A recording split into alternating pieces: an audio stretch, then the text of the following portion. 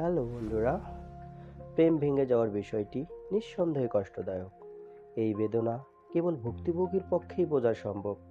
তবে এর চেয়েও কষ্টকর কোনো কিছু যদি থেকে থাকে, তা হলো একতরফা ভালোবাসা।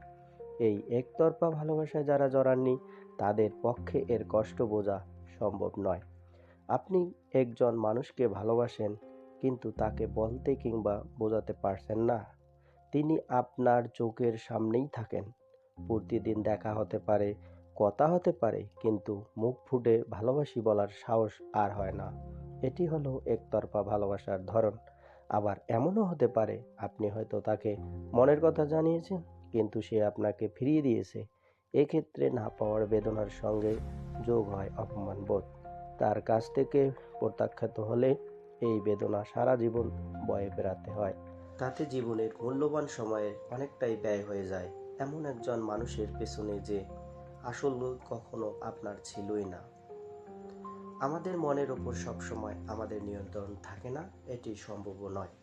তাই কখন কার প্রেমে পড়বেন না, তা আগে থেকে ঠিক করে রাখা যায় না। কিন্তু একতরফা ভালোবাসার জন্য আপনার যে মূল্যবান সময় নষ্ট হয়ে যাচ্ছে, তা বাঁচানোর জন্য কোনো উপায় নেই। কি করলে এই কষ্ট কম হবে? তার কথা কম মনে পড়বে না, কিংবা মনে পড়লেও আগের মতো মন খারাপ হবে না, তা জেনে রাখতে হবে। মনকে প্রস্তুত রাখুন। তাকে ভালোবাসি বলে দিলেই যে সেও বিপরীতে ভালোবাসি বলবে, এমন কোনো কথা নেই। কারণ আপনি তাকে মনে মনে ভালোবেসেছেন, কিন্তু আপনাকে সে ভালো নাই বাসতে পারে। তাই তাকে কোনো রকম অনুরোধ বা জোর করবেন না। শুধু তাকে মনের কথা জানিয়ে দিন। এরপর সে যদি সময় চায়, তবে তাকে সময় দিন। আর যদি মুখের ওপর না বলে দেয়, তাহলে সেটুকু হজম করার মতো মানসিক শক্তিও রাখুন। স্বপ্ন সত্যি না হলে বাস্তবতায় তাল মিলিয়ে চলতে যেন আপনার সমস্যা না হয়। ফিরিয়ে দিয়েছে বলে তার সঙ্গে স্বাভাবিক সম্পর্ক নষ্ট করবেন না।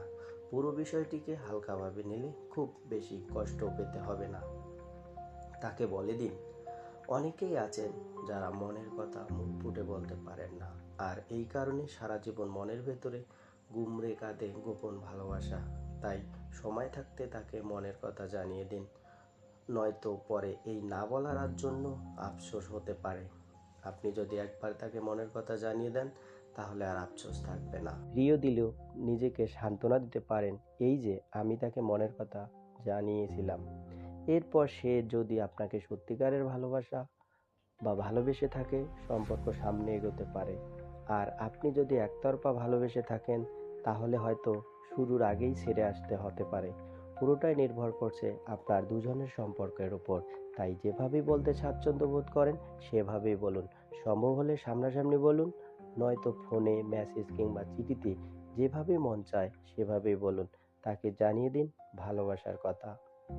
কষ্ট হলেও মেনে নিন। যদি সে আপনাকে ফিরিয়ে দেয়, তবে আপনার কষ্ট হওয়াটাই স্বাভাবিক। কারণ এতদিন আপনি মনে মনে যে ভালোবাসা লালন করে এসেছেন, তা হঠাৎ ভেঙে গেল, কষ্ট হবেই। তবে এই কষ্ট সামলে নিতে হবে আপনাকেই। নিজেই নিজের পাশে থাকুন, কারণ এমন কষ্ট জীবনে আসাটা খুব স্বাভাবিক। বরং তাকে না পাওয়াটাই হয়তো আপনার জন্য কোনো না কোনোভাবে কল্যাণকর।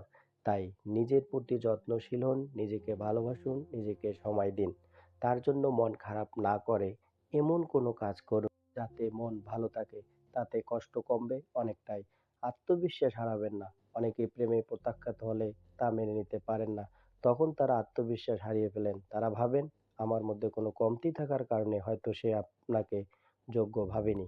কিন্তু এমনটা করা যাবে না একেবারেই। কারণ আপনি যদি আপনাকে ভালো না বাসেন, তবে অন্য কেউ আপনাকে ভালোবাসবে না। তাই নিজের প্রতি যত্নশীল হন, সুন্দরভাবে পরিপাটি করে নিজেকে সাজান, ভালো লাগার কাজ করুন, কাছেই কোথাও বন্ধুর সঙ্গে বেরিয়ে যেতে পারেন। এতে মন অনেকটাই ফুরফুরে হবে, কেটে যাবে মন খারাপের মেঘ।